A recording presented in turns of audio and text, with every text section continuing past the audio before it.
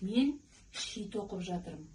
Шиді жалпы қазақ халқы ауызекі тілде қамыс деп атаған. Бұл қамыс сулы жерде өседі. Шиді қазақ халқы ағаш үйде бір жабдық ретінде пайдаланған. Яғни шиді осы Ақши күйінде керегенің ар жағынан ұстаған. Себебі үйге шаң тозаң кірмесін деген мақсатта пайдаланған. Екінші рет ағаш үйдің есігіне ораулы шиді пайдаланған. Яғни бұны боялған жүндермен әрлеп, әсемдеп, ағаш үйдің есігіне пайдаланған.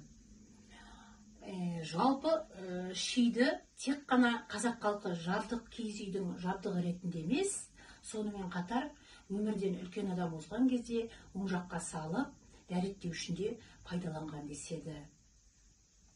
Енді мен шиді тоқу үшін алдымен ұзындығына мән берем. Шидің ұзындығына, сапасына, қалыңдығына мән берем. Міне мен шиді қазір алдым. Белгіленген меже бойынша өлшеймін. Яғни шидің басы болады.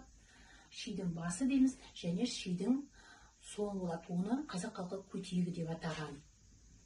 Міне мен қазір шиді салам.